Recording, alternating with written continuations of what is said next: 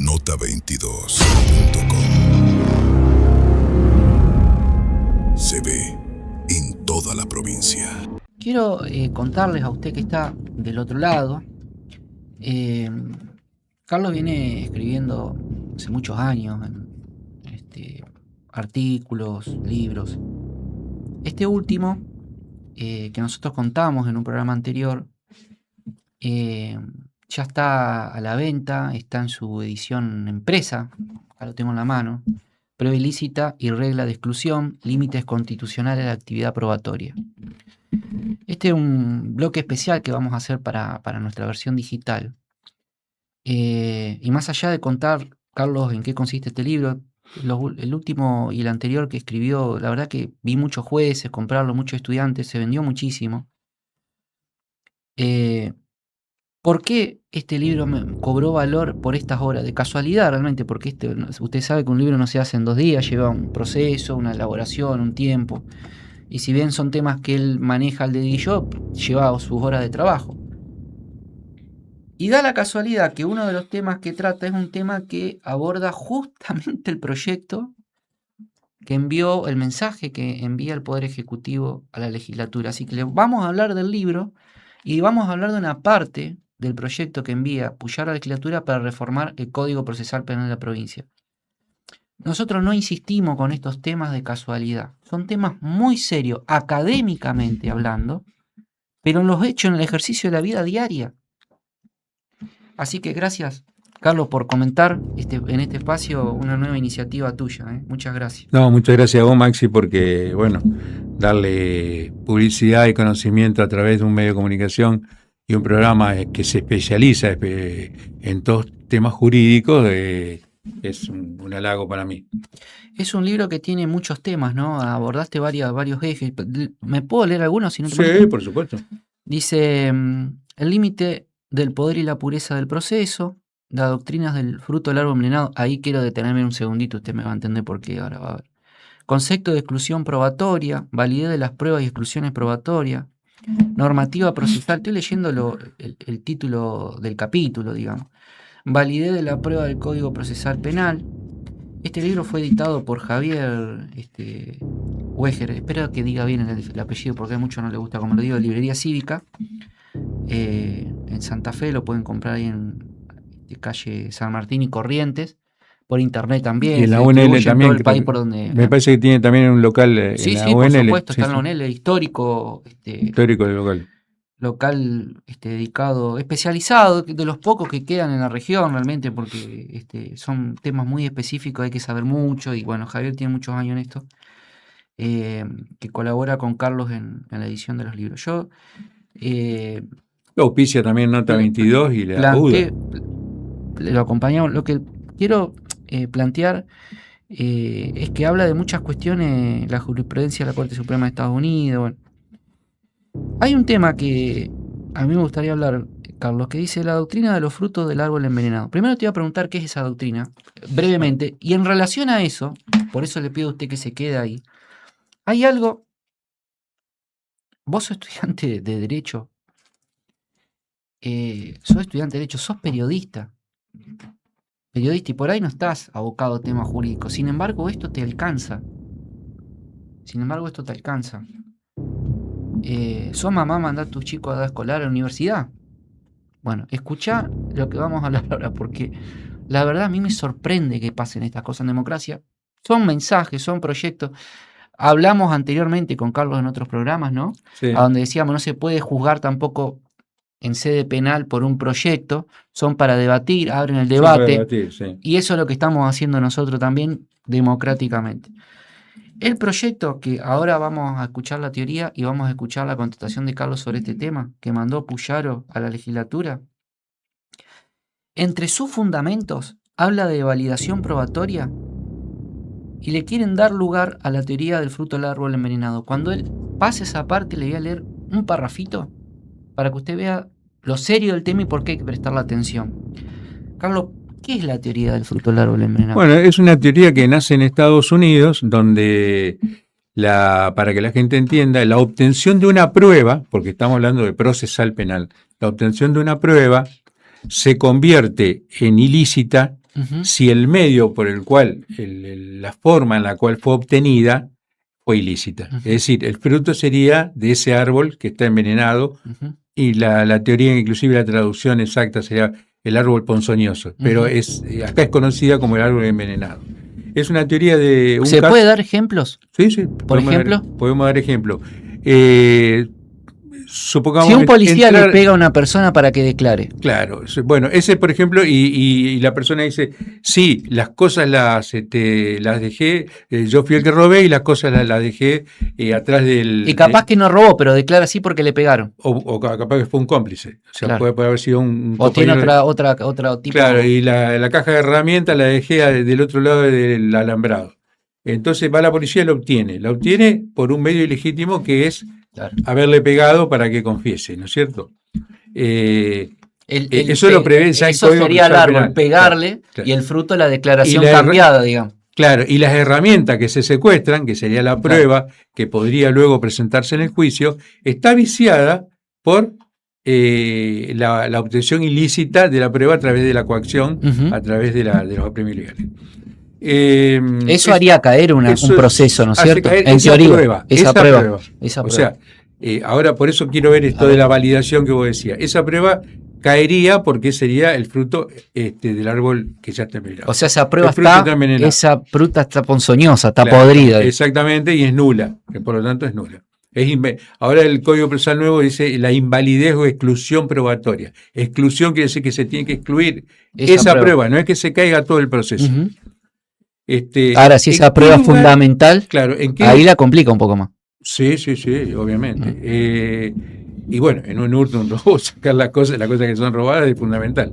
Pero de cualquier manera, hay dos formas de validación, dice el proyecto, ahí están explicadas en el libro, porque esta teoría, digamos, a veces la propia jurisprudencia hace de que en algunos casos se excluye la prueba. Para ordenarlo. El principio general es que esto no debería ser válido. Ahora, ¿hay excepciones?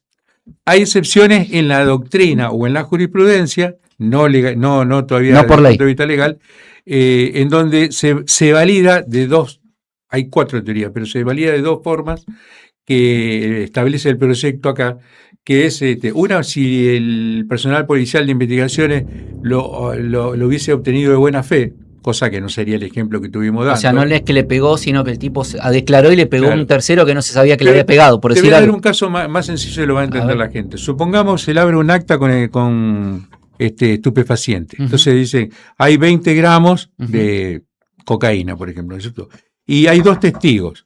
Resulta que uno de los testigos, mientras se hacía el acta, se fue. Entonces firma el personal policial y firma un testigo.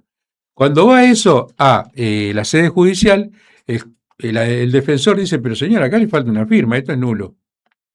Entonces, muchos dicen, no, pero no puede ser nulo porque se requieren 2 testigos, hay que aclarar eso. Sí, se requiere de 2 testigos. Si no se pueden conseguir, se tiene que establecer en el acta que no se pueden conseguir y por lo tanto firma solamente el personal policial. Pero en el caso de que no lo hayan dicho, vale lo que la referencia legal de que tiene que haber 2 testigos imparciales. Por eso muchas veces van a ver las actuaciones policiales que se llevan 2 testigos porque hay lugares que son muy desolados y que no va a conseguir un testigo, una persona humana como testigo. Entonces a veces se llevan testigos a otro lado y dicen, mire, usted va a ser testigo de un procedimiento y no se le dice qué procedimiento. Pero supongamos que falta una firma. Entonces el policía lo llama a la persona, va hasta la casa, lo llama a la persona, si saben dónde la pueden ubicar, y lo hace venir a firmar. Eso no es del todo correcto. ¿Por qué? Porque tendría que haberlo hecho firmar en el momento donde figura, la hora que figura, el lugar del hecho, donde figura ese acto. Pero ahí acto. hay un tema. Se salva, pero el hecho existió y los acontecimientos existieron. Existieron y solamente la persona se fue porque no sabía que tenía que firmar o no le. No o sea, la prueba es inválida, pero hay buena fe en el fondo, ¿no? Maxi, que hay muchos procedimientos que se hacen a las 2 de la mañana. Y la persona... a ver si estoy bien para encauzarte lo más sencillo posible. La prueba es válida porque en el fondo hay buena fe. No claro, ese es el argumento, ese es uno de los argumentos que se valida por la buena fe del personal policial que actúa, o del funcionario que actúa también. porque es obvio que es un olvido, una omisión culposa, pero que no hay una ilegalidad tal que convierta en nula esa prueba. Dijiste o que había inválida. otro ejemplo por ahí también. Bueno, el ejemplo del acta es el de la buena fe. Y el otro ejemplo es el caso donde la policía hubiese obtenido igualmente la prueba por otro medio. Es decir, supongamos... Hay que poner un poco en adivinador ahí. Claro, ahí hay que suponer... Un marco de especulación por un poco ejemplo, más amplio. hay un procedimiento que es considerado inválido, pero ya había una investigación de otra camarilla policial o otro grupo de investigaciones que había ido al lugar a buscar porque tenía otra información, porque muchas veces se dividen en equipos de investigación, por ejemplo los homicidios, y tenían la información de dónde estaba el cuerpo de la víctima, entonces ya estaban yendo para otro lugar. Entonces no se puede invalidar ese resultado porque esa prueba ha tenido una ilicitud, sino que en muchos casos la jurisprudencia establece de que si se hubiese obtenido por otra vía, podría obtenerse por otra vía que sea simultánea y que haya comenzado al momento en que se estaba dando la exclusión, porque si pasan 10 días y dice, no, había otra vía, y viene la misma policía, se puede sospechar que se informó de la prueba nula hacia una nueva persecución policial. Si en ese momento se produce, se valida esa prueba normalmente. Eso depende de la jurisprudencia, de cada caso concreto del juez, pero ese sería el otro supuesto que prevé también la reforma. Mira, voy al articulado, pero después te voy a leer el fundamento. El articulado del proyecto que envía el gobernador a la legislatura dice que es muy interesante, ¿no? Porque dice exclusiones probatorias, sería el artículo 162, será excluida la prueba que hubiera sido obtenida vulnerando garantías constitucionales. La exclusión, es el principio general.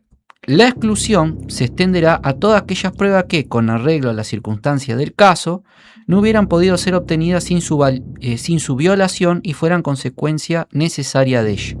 No obstante, lo establecido en el párrafo precedente, la prueba podrá ser igualmente utilizada en los siguientes casos, y acá es donde te quiero consultar.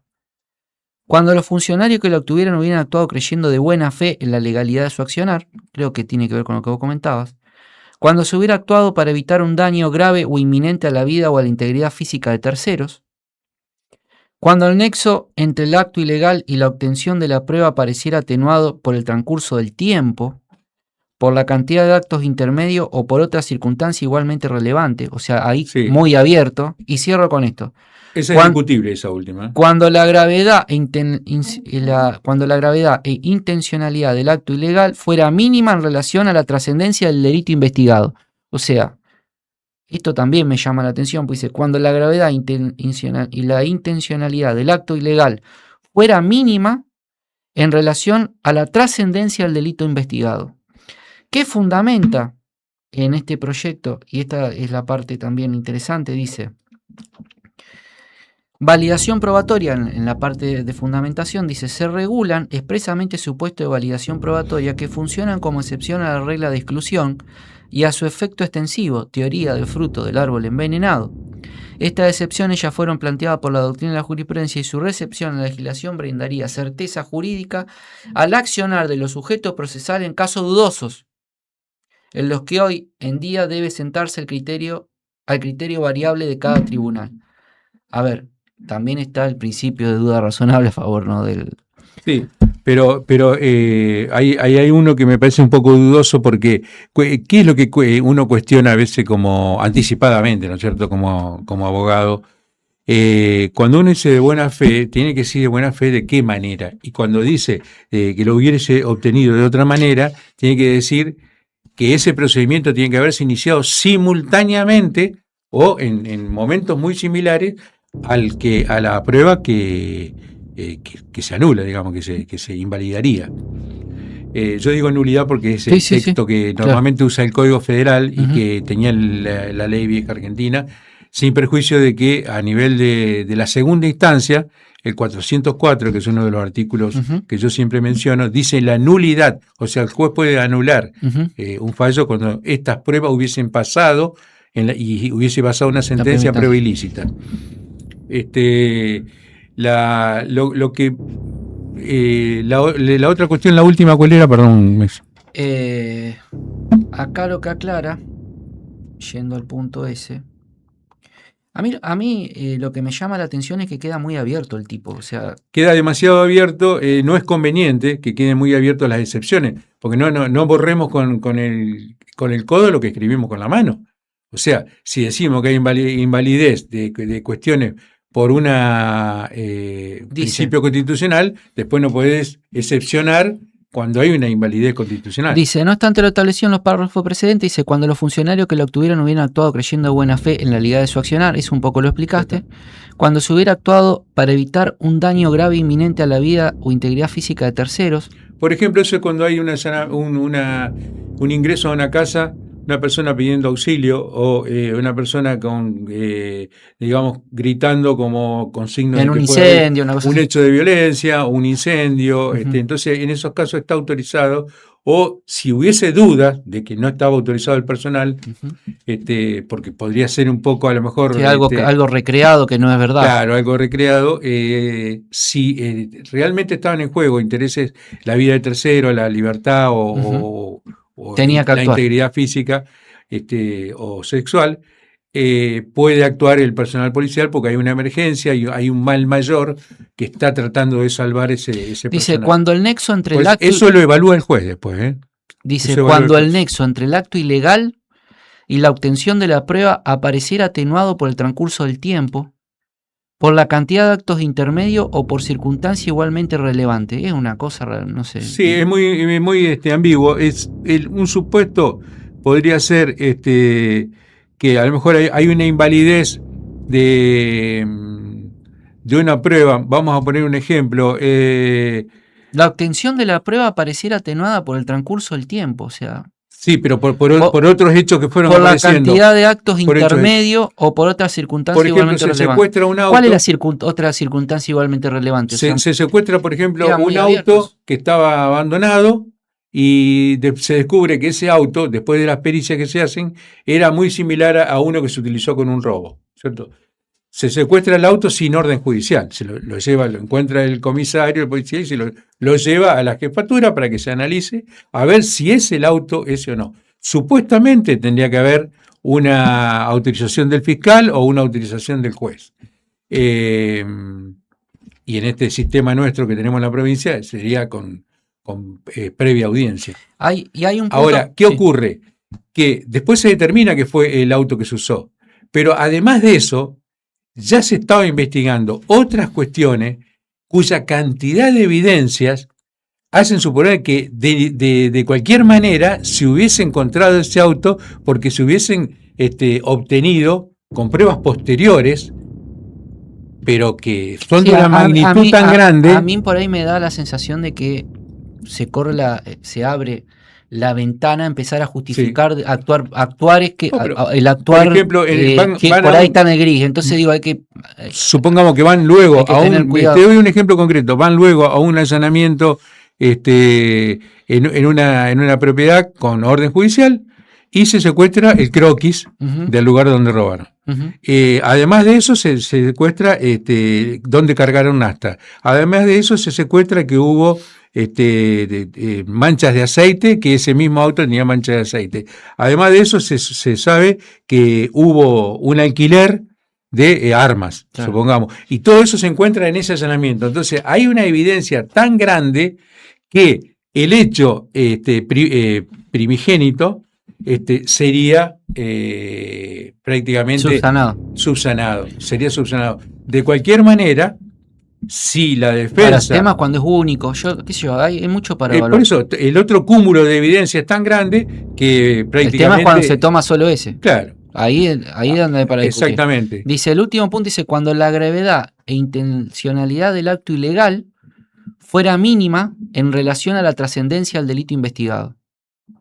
Cuando la gravedad e intencionalidad del acto ilegal fuera mínima en relación a la trascendencia del delito investigado. Yo creo que hay que mejorar la técnica legislativa para empezar con esto, para que quede un poco más claro, porque como que hay cosas que me llenan Eso, de... por ejemplo, yo creo que hay que pulirlo un poco y tratar de determinar con mayor certeza a qué se refiere, porque si no uno está dando un supuesto de decir, mire, la prueba es inválida constitucionalmente por esto, pero la terminan autorizando por cualquier motivo. Entonces, no te quiero chicanear, vos que sos magistrado hasta hace 2 días, pero acá hay un título de tu libro que dice: cuando la prueba nace ilegal, muere en el juicio. claro. En la justicia santafesina, ¿muere en el juicio la prueba ilegal? Ojalá que sí. Al principio del sistema había una cierta resistencia, porque no nos olvidemos que este código procesal acusatorio adversarial es muy garantista, vamos a ser sinceros. O sea, nace con muchas garantías procesales, por eso siempre insistimos, y no lo hacemos de mala fe, yo sé que vos tampoco lo hacés de mala fe, exigimos la capacitación de los fiscales. ¿Por qué? Porque todo el sistema depende de la acusación del fiscal. Entonces no es que uno se enoje con los fiscales. Yo bueno, pero ahora se está abriendo la puerta a que la policía tome medidas. Bueno, hay una por eso, eso es lo que no parece tan coherente. Imagínate que si vos le pedís que al fiscal se capacite, claro, ahora la policía hace le va a 12 decir años que se le pide al fiscal que se vaya capacitando, y a lo mejor por falta de fiscales o por falta de jueces, que eso si querés lo hablamos también, se le está sacando facultades a la fiscalía y se corren hacia la policía. Que no digo, no sospecho del personal policial, a lo mejor actúa en forma muy preparada, pero también se corre el tema de que no es solamente a la PDI, sino a otra policía, que puede ser policía de calle o policía administrativa. Es decir, estamos cambiando principios que se venían siguiendo con el Código Procesal Penal para no fallar. Entonces, la idea central, y creo que es esa, ponerle mayores garantías, no es que uno lo haga de mala fe, ni para poner obstáculos, ni para poner obstáculos, porque uno ve que de 300 casos, es decir, en un año un juez puede llegar a firmar 250 sentencias. Otros llegan a firmar 100, según la capacidad de trabajo que tengan los tribunales. Ahora hay jueces individuales, inclusive en primera instancia en la Cámara, y por lo tanto hay mayor flexibilidad para que se trabajen la mayor cantidad de carpetas judiciales. Prueba ilícita y regla de exclusión, límite constitucional de actividad probatoria. Cómprelo, está bueno el libro. Gracias, está dedicado, no le voy a leer lo que dice porque es algo mío, no le voy a contar. Hay todo un tema que plantea el gobierno en relación a que mejoró la seguridad. No sé qué parte le toca a Nación, sobre todo en el tema de Rosario, y no sé qué parte le toca a la provincia. Pero algo que vos conocés muy bien, que es el sistema judicial, por esto de que se quieren reformar los códigos procesales, qué sé yo, pero para llevar adelante un juicio necesita un juez, ¿o no? Claro, por supuesto que se necesita un juez. La pregunta mía es, con esto un juez imparcial. Con esto de que arrancó porque si no te condena una persona parcial. Hay pequeñas causas vinculadas a la droga, por ejemplo, que ahora la provincia la absorbió.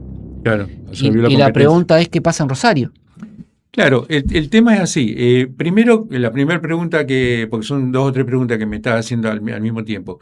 La primera pregunta es si mejoró o no la seguridad. Hay que ser justo, mejoró la seguridad en cuanto a cantidad de homicidios, hay menos que antes, eso es un logro del gobierno. También es justo reconocer que el gobierno nacional envió tropas de las fuerzas nacionales a Rosario, fundamentalmente, que habían sido solicitadas, en su momento también a Santa Fe, pero que era el foco, digamos... Es que hay que ser sincero, Carlos, son temas tan fuertes que una fuerza provincial no puede ir contra todo. Por eso digo, pero hay que reconocer también que el gobierno nacional envió tropas, claro. Y que por eso también un trabajo conjunto. Colaboró. Y por otro lado, acá hay un problema que vos lo mencionaste recién. El tema del microtráfico, especialmente en la zona microtráfico de drogas hablamos. Claro, microtráfico de drogas, que fue competencia, se dividió la competencia entre la ley 23.737, que es la ley nacional de estupefacientes, y el microtráfico microtráfico, que serían las pequeñas causas de droga. ¿Se puede saber qué peso tiene cuando se habla de microtráfico? No sé se va... No sé si hay una jurisprudencia totalmente determinada, pero va variando, las pequeñas ¿no? cantidades que son para comercialización. O sea, cada tribunal tiene su característica. Sí, puede llegar a haber ya alguna coincidencia en algunos tribunales, pero el eje es que sean para comercialización en el barrio, que era lo que molestaba a la gente y que supuestamente la justicia federal estaba para causas más grandes. Claro.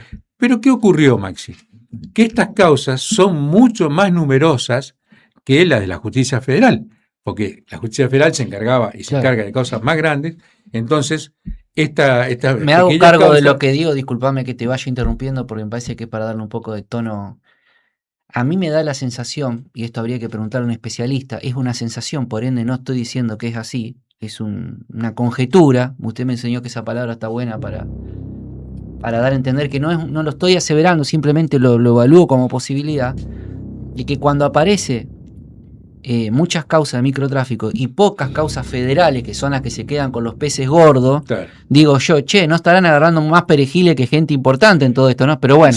Siempre van a ser causas muy chicas, pequeñas, que pueden ser, no sé, digo, unas 100 gramos de marihuana o de cocaína, como puede llegar a ser 1 kilo o medio kilo, porque el fraccionamiento depende para la comercialización, depende de varios factores. También puede ser tenencia y no para comercialización. O sea, porque hay una tenencia que se llama tenencia simple, que muchas veces no la conoce la gente, que si no hay prueba de la comercialización, no hay, por ejemplo, el tipo acumulaba, procedimiento de corte. Claro. No, tiene la droga, se la dejaron o porque la tenía para consumo personal, mucha cantidad de droga, pero no puede considerarse por la cantidad consumo personal. Pero tampoco es para comercialización, porque no hay procedimiento de corte, por ejemplo, anteriores que verifiquen que ahí hay se vendía. Entonces hay una figura intermedia que creó la ley de estupefacientes, que se llama tenencia simple, donde la persona no pasa a la comercialización, no está aprobada la comercialización y tampoco se puede ir a la de consumo personal. Estas se entran dentro de la ley de microtráfico. Ahora, o sea, ¿hay cantidad de jueces para eso? Ese es el problema, Maxi. Se tomó la responsabilidad la provincia, que fue una iniciativa del gobierno. Creo que el gobierno de Puyana me parece que empezó en ese momento. Eso de la desfederalización Claro, tocar desfederalizar, que ya había antecedentes en provincia de Buenos Aires. Que eso es algo que también Caudane lo comentó, me parece que, digamos, que lo ponen en valor y no está mal. Ahora, el tema es que, porque ¿te acordás que la justicia mucho no quería tomar este tema? Pasa, justamente Maxi? Creo que previendo esto. A veces uno hace ecuaciones teóricas en el aire, cifras, y ¿qué ocurre? Que esas cifras después tienen una cantidad, incluyen una cantidad de procedimientos para los cuales se necesitan jueces. Entonces, a lo mejor hoy en Rosario habría que nombrar 5 o 6 jueces más provinciales para este tipo de causas, porque son causas que se pueden tramitar tranquilamente con jueces individuales, o sea, necesitan 3 jueces de primera instancia. Pero ¿qué ocurre? Que la mayoría de los abogados que trabajan en el tema muchas veces apelan las decisiones cuando la persona queda detenida o en prisión preventiva, ¿no es cierto?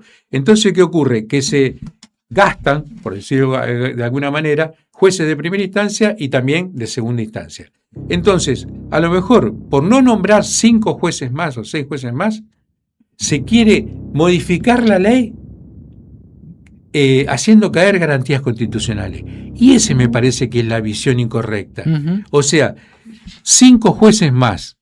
¿Qué monto de dinero es mensual? Claro. Es decir, son 5 causas. Y te voy a decir algo más. Un juez puede llegar a tener por mes, porque son todas audiencias sencillas las de microtráfico. El procedimiento policial declaran 4 o 5 no policías. No tiremos abajo el trabajo del juez. No. Este tipo de causas son sencillas. ¿Por qué? Porque declara el personal policial, son 4 o 5 agentes policiales, después declara algún testigo. No es un juez estatua. No. ¿Te acordás que había un abogado que decía, hablaba del un jurista. Un prócer que escribía el libro, que también lo editaba Javier, que estábamos hablando hace un rato de los libros. Un gran jurista. Decía, el juez estatua. Ahora, claro, el juez, para decir que no intervenía, no era intervencionista como en el proceso anterior. El juez ahora es garantía, para que la gente lo entienda, por eso en Buenos Aires es juez de garantía, que es la función que tienen los jueces de la IPP acá. Pero lo que te quiero comentar es esto. A lo mejor con 5 o 6 jueces solucionan todo el problema. ¿Por qué? Porque yo estaba sacando números. Si se hace un procedimiento por día, o sea, una audiencia por día, 5 jueces pueden llegar a ser 20 audiencias de juicio, 20 sentencias, resoluciones, en el mismo mes. Con lo cual, si son 5 jueces, son 100 causas. Déjame el título. Entonces, si vos me decís que tenés 550 causas Claro. a fallo, 550 causas a fallo, y ponés 5 jueces nuevos, no necesitas hacer tantos cambios de garantía, sino darle mayor flexibilidad a los jueces que hoy ya no pueden hacerse cargo de esas causas. Materialmente. No pueden materialmente, y por eso se están fijando fechas, como en muchos casos también de familia, a un plazo de 1 año, por ejemplo. Déjame el título. Desfederalizar el tema del microtráfico. O sea, el microtráfico hizo explotar la necesidad de jueces en Rosario. Claro. Se necesitaban más jueces. O sea, no es nada raro, no es es simplemente un déficit de jueces que tienen que jugar. Quizás también necesita más gente que ataje penales, digamos. Quizás también esté faltando algún fiscal más, especialmente para la zona de Rosario, donde hay como una especie de atosadero de causas y que eso está perjudicando, digamos, que las causas se diriman con la velocidad que tienen que darse. Bien, seguimos charlando en otro momento. Nota22.com. Se ve en toda la provincia.